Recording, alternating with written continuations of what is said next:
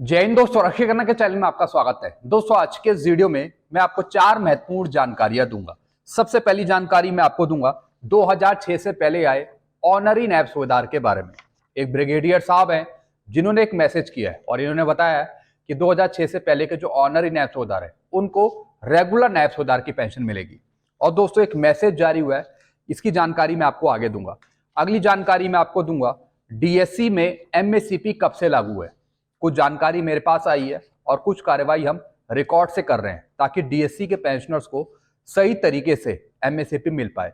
एक छोटी सी जानकारी है डीएससी के पेंशनर के लिए, इसकी जानकारी मैं आपको आगे समझाऊंगा। अगली जानकारी मैं आपको दूंगा 8वें वेतन आयोग के बारे में। 8वें वेतन आयोग में आपकी पेंशन तो बढ़ेगी लेकिन साथ ही साथ जो तमाम भत्ते हैं, अलाउंसेस हैं, वो भी बढ़ जाएंगे। एक जानकारी आई है मेरे पास, इसके बारे में हम आगे बात करेंगे। अगली जानकारी मैं आपको दूंगा पेंशन मंत्रालय का लेटर जारी। पेंशन मंत्रालय का एक लेटर जारी हुआ है और ये लेटर जारी हुआ है मिनट्स ऑफ मीटिंग पे, यानी कुछ मुद्दे रखे गए थे पेंशन मंत्रालय के पास, तो उसी को लेकर एक लेटर जारी हुआ है। इसके बारे में हम आगे बात करेंगे। तो दोस्तों बस यही जानकारी है जो मैं आपको देने वाला हूं, इसलिए इस वीडियो को आप शुरू से लेकर आखिरी तक देखेगा। वीडियो में आगे बढ़ने से पहले एक छोटी सी अपील मैं आपसे कर रहा हूं। अगर आप पहली बार मेरा चैनल देख रहे हैं या फिर ये वीडियो देख रहे हैं तो आप मेरा चैनल सब्सक्राइब भी कर सकते हैं जिसका नाम है रक्षित खन्ना, क्योंकि ऐसी जानकारी है, सही जानकारी आपको मिलती रहती है इस चैनल के माध्यम से। चलते हैं पहली जानकारी की तरफ। Tri services ex serviceman welfare association के प्रेसिडेंट ब्रिगेडियर CS विद्यासागर ने किया मैसेज प्री 2006 ऑनरी नायब सूबेदार पेंशनर के लिए। जी हाँ दोस्तों, एक ब्रिगेडियर साहब हैं जिनका नाम है CS विद्यासागर जी, और दोस्तों ये काम करते हैं tri services ex serviceman welfare association के लिए। तो दोस्तों इन्होंने एक मैसेज किया है और इसमें लिखा है कि 2006 से पहले के जो ऑनरी नायब सूबेदार हैं उनको रेगुलर नायब सूबेदार की पेंशन मिलेगी। और किन पेंशनर्स को मिलेगी, किन फैमिली पेंशनर को मिलेगी? दोस्तों जैसा आपको पता है दिल्ली AFT के द्वारा 61 ऑनरी नायब सूबेदार का केस फाइनल हुआ था, जजमेंट आया था दिल्ली AFT का। तो दोस्तों उन्हीं के लिए इन्होंने एक मैसेज जारी करा है और इन्होंने बताया है कि जो भी ये केस फाइनल हुआ है ये डाला गया था case tri services ex serviceman welfare association के द्वारा, यानी इन्हीं ब्रिगेडियर साहब के द्वारा ये केस डाला गया था। 2018 से ये केस चल रहा था, फाइनली दिल्ली AFT ने अपना जजमेंट दे दिया। तो दोस्तों इन्होंने बताया कि 2006 से पहले के जो ऑनरी नायब सूबेदार है उनको उस जजमेंट के अनुसार रेगुलर नायब सूबेदार की पेंशन मिलेगी। एक मैसेज इन्होंने लिखा है, टी सेवा has won the legal case OA filed in the arm force tribunal, यानी जो 61 लोगों का केस डाला गया था उसी का रेफरेंस ये दे रहे हैं, उसी का डायरी नंबर है ये जो जीत लिया है इन्होंने। To get pension of Naib सूबेदार टू प्री 2006 ऑनरी नायब सूबेदार, a copy of the judgment is attach. साथ ही साथ दोस्तों इन्होंने एक कॉपी भी लगाई है उसी जजमेंट की। आप ये पूरी जजमेंट की कॉपी देख रहे हैं जिसमें 61 पेंशनर थे और कुछ फैमिली पेंशनर थे, यानी इस जजमेंट के अनुसार इन पेंशनर्स को रेगुलर नायब सूबेदार की पेंशन देने की बात कही है। हालांकि सोशल मीडिया पे कुछ भ्रम फैलाया जा रहा था कि जो ये जजमेंट है इसके अनुसार सिर्फ 631 सर्कुलर का एरियर मिलेगा जिनको पहले नहीं मिला था। हालांकि दोस्तों इन ब्रिगेडियर साहब ने ये क्लियर कर दिया कि इस जजमेंट के अनुसार जो ये ऑनरी नायब सूबेदार है जितने भी हैं पूरे 61, इनको रेगुलर नायब सूबेदार की पेंशन मिलेगी। और साथ ही साथ ऑनरी नायब सूबेदार और नायब सूबेदार की पेंशन का डिफरेंस का एरियर मिलेगा 1/1/2006 से। इन्होंने दोस्तों इस मैसेज में क्लियर कर दिया है, all the petitioner are now required to approach their respective record office with a copy of ibid judgment and request the record office to approach army headquarter to take necessary action to get arrear which the difference in pension of Naib Subedar and honorary नायब सूबेदार। इस judgement के अनुसार regular नायब सूबेदार की pension लेने के लिए रिकॉर्ड ऑफिस से कांटेक्ट करें। इन्होंने साफ लिख दिया है जो मैंने आपको अभी पढ़ के समझाया। और साथ ही साथ जो ऑनरी नायब सूबेदार है और जो नायब सूबेदार है उनकी पेंशन का डिफरेंस का एरियर मिलेगा इन्हीं ऑनरी नायब सूबेदार को। तो दोस्तों ये 61 ऑनरी नायब सूबेदार है, साथ ही साथ फैमिली पेंशनर्स हैं, इनको रेगुलर नायब सूबेदार की पेंशन मिलेगी और साथ ही साथ एरियर मिलेगा 1/1/2006 से। अब दोस्तों इस जजमेंट से ये बात क्लियर होती है कि 2006 से पहले के जो ऑनरी नायब सूबेदार है उनको रेगुलर नायब सूबेदार की पेंशन मिलेगी इस जजमेंट के अनुसार। अब जो दूसरे ऑनरी नायब सूबेदार हैं जिन्होंने कोर्ट केस नहीं किया, अगर वो रेगुलर नायब सूबेदार की पेंशन लेना चाहते हैं तो उसके लिए उनको कोर्ट केस करना पड़ेगा। चाहे तो आप एएफटी में करिए, चाहे फिर आप हाई कोर्ट में करिए। बिना कोर्ट केस करे आपको रेगुलर नायब सूबेदार की पेंशन नहीं मिलेगी।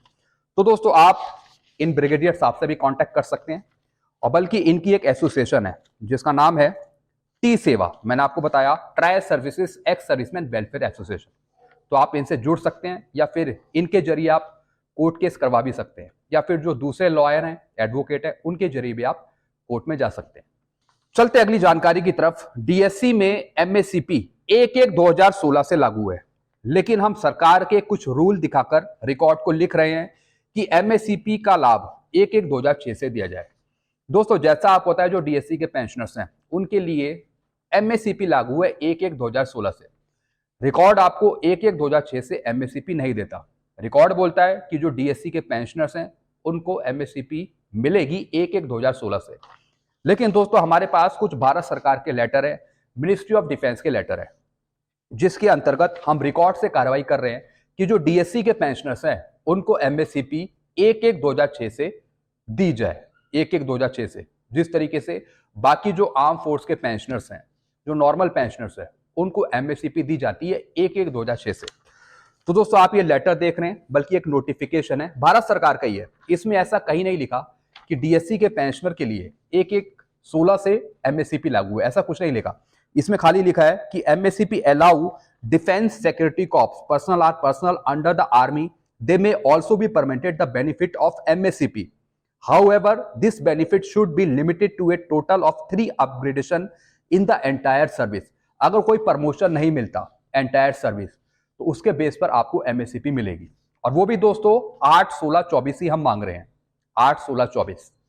तो दोस्तों इस बेस पर हम कार्रवाई कर रहे हैं रिकॉर्ड ऑफिस से, और दोस्तों हम पूरी कोशिश कर रहे हैं कि डीएससी के जो पेंशनर्स हैं उनको एमएससीपी 1/1/2006 से मिल जाए, क्योंकि ऐसे बहुत से डीएससी के पेंशनर्स हैं जो इस लाभ से वंचित हो गए हैं, जिनको एमएससीपी नहीं मिल पा रही, क्योंकि रिकॉर्ड बोलता है कि 1/1/2016 से एमएससीपी मिलेगी।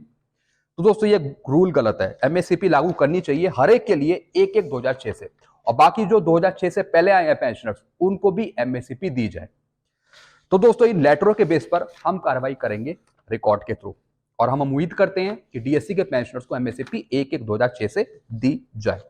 चलते हैं दोस्तों अगली जानकारी की तरफ। 8वें पे कमीशन में सैलरी पेंशन बढ़ेगी लेकिन घट जाएंगे भत्ते, क्या ऐसा होने वाला है? दोस्तों जब 7 सीपीसी आया था 1/1/2016 से, तो दोस्तों कुछ रिकमेंडेशन करी थी अलाउंसेस की, भत्ते की। लगभग दोस्तों टोटल भत्ते थे 196 भत्ते आपके रिवाइज होने थे 7 सीपीसी में, लेकिन दोस्तों उसमें से 101 भत्ते, 101 अलाउंसेस माइनस कर दिए गए, काट लिए गए भारत सरकार के द्वारा, और दिए कितने? सिर्फ 95 भत्ते अलाउंसेस आपको मिले 7 सीपीसी में। मैं हर एक अलाउंसेस की बात कर रहा हूं, हर एक अलाउंसेस की जो मिलते हैं सरकारी कर्मचारियों को। तो दोस्तों इस बार भी 8 सीपीसी में कहा जा रहा है कि कुछ अलाउंस आपके रिवाइज हो सकते हैं और कुछ अलाउंस भारत सरकार द्वारा काट लिए जाएंगे। एक खबर आई है मेरे पास, 8th पे कमीशन में सैलरी बढ़ेगी लेकिन घट जाएंगे भत्ते और अलाउंसेस। 7वें वेतन आयोग में वेतन बढ़ाने के साथ घटा दिए थे 101 अलाउंस। दोस्तों भारत सरकार ने कुछ अलाउंस आपके घटाए थे 7 सीपीसी में। तो यही संगठनों की डिमांड है कि 7 सीपीसी में जो नुकसान हुआ वो हुआ, लेकिन 8वें वेतन आयोग में ऐसा नुकसान नहीं होना चाहिए। जो आपके भत्ते हैं वो सारे रिवाइज होने चाहिए, और जो एडिशनल भत्ते हैं वो भी आपको मिलने चाहिए 8 सीपीसी में। यही दोस्तों इस रिपोर्ट में लिखा है कि 8वें वेतन आयोग में जितने भी पुराने भत्ते हैं उनको रिवाइज किया जाए, जितने भी 7 सीपीसी में थे, और जो एडिशनल भत्ते हैं वो भी दिए जाए 8वें वेतन आयोग में, ताकि सरकारी कर्मचारियों को सारी सुविधाएं मिल सके भत्तों के रूप में। तो दोस्तों देखते हैं गवर्नमेंट क्या करती है 8 सीपीसी में, किस तरीके से वो भत्तों को रिवाइज करती है और कौन कौन से भत्ते वो बढ़ाती है या फिर घटाती है, क्योंकि 8 सीपीसी में सभी भत्ते रिवाइज होंगे। जिस तरीके से जब कोई नया पे कमीशन आता है तो पेंशन रिवाइज होती है, सैलरी रिवाइज होती है, उसी तरीके से जो भत्ते हैं, अलाउंसेस हैं, वो भी रिवाइज होते हैं। चलते हैं दोस्तों अगली जानकारी की तरफ। फिर दोस्तों अगली जानकारी है पेंशन मंत्रालय का लेटर जारी। जी हाँ दोस्तों, DOPPW ने, पेंशन मंत्रालय ने एक लेटर जारी करा है, और किसके संबंध में ये लेटर है ये मैं आपको समझाता हूं। पेंशन मंत्रालय का लेटर जारी 4 मार्च 2025 का। पेंशन मंत्रालय DOPPW ने JCM के मेंबर्स के साथ मीटिंग की थी 25 फरवरी 2025 को। दोस्तों एक मीटिंग हुई थी नेशनल स्टाफ काउंसिल के साथ DOPPW की, पेंशन मंत्रालय की। तो दोस्तों इसमें कुछ मुद्दे उठे थे सरकारी कर्मचारियों के, और सबसे मेन मुद्दा था इसमें पुरानी पेंशन योजना का। तो दोस्तों आप ये लेटर है, इसको लेकर आप समझ सकते हैं। मेन मुद्दा इसमें उठा था कि कर्मचारी पक्ष ने अनुरोध किया कि पुरानी पेंशन योजना OPS का दायरा अनुकंपा के आधार पर नियुक्त उन कर्मचारियों पर भी लागू किया जाए जिन्होंने 1/1/2004 से पहले आवेदन प्रस्तुत किए थे। 1/1/2004 से पहले कुछ कर्मचारी थे जिन्होंने आवेदन प्रस्तुत किए थे अपने, उसके आधार पे दोस्तों कुछ कर्मचारियों को ओल्ड पेंशन स्कीम नहीं दी जा रही, उनको NPS के दायरे में डाल दिया गया। तो इस लेटर के मुताबिक जो ये मीटिंग हुई थी पेंशन मंत्रालय के साथ JCM की, ये मुद्दा उठाया गया कि 1/1/2004 से पहले जो आवेदन प्रस्तुत किए थे कर्मचारी ने, आवेदन तो प्रस्तुत किए 2004 से पहले, लेकिन नियुक्त हुए वो 2004 के बाद। अब कुछ डिपार्टमेंट क्या कर रहे हैं कि उनको ओल्ड पेंशन स्कीम नहीं दे रहे। तो दोस्तों उनके लिए ओल्ड पेंशन स्कीम लागू है, यानी 2004 से पहले उन्होंने नियुक्ति के लिए आवेदन दिए और वो अपॉइंट हुए 2004 के बाद, तो इस दायरे में आते हैं कि उनको ओल्ड पेंशन स्कीम का फायदा मिले। तो यही मुद्दा उठाया गया था कि जो 1/1/2004 से पहले आवेदन प्रस्तुत किए थे जिन कर्मचारियों ने, लेकिन वो 1/1/2004 के बाद नियुक्त हुए, अपॉइंट हुए, तो उनको ओल्ड पेंशन स्कीम दी जाए, लास्ट पे डॉन का 50% पेंशन दी जाए। ओल्ड पेंशन स्कीम लागू करने की यहां पे डिमांड करी थी इस मीटिंग में। इससे पहले एक और मीटिंग हुई थी JCM की, वो हुई थी DOPT के साथ, वो हुई थी 10 फरवरी के आसपास, जिसमें दोस्तों 8वें वेतन आयोग की भी मांग रखी गई थी, कुछ टर्म ऑफ रेफरेंस रखे गए थे। हालांकि ये मीटिंग DOPPW के साथ हुई थी और ओल्ड पेंशन स्कीम को लागू करने की मांग इसमें रखी थी। तो दोस्तों बस यही जानकारी थी जो मैं लेके आया था। आई होप सारी जानकारी आप अच्छे से समझ होंगे। आपको और कुछ पूछना हो तो आप नीचे कमेंट कर सकते हैं। वीडियो में यही खत्म करता हूं। चैनल आपको अच्छा लगता है, चैनल को आप सब्सक्राइब करें और वीडियो को शेयर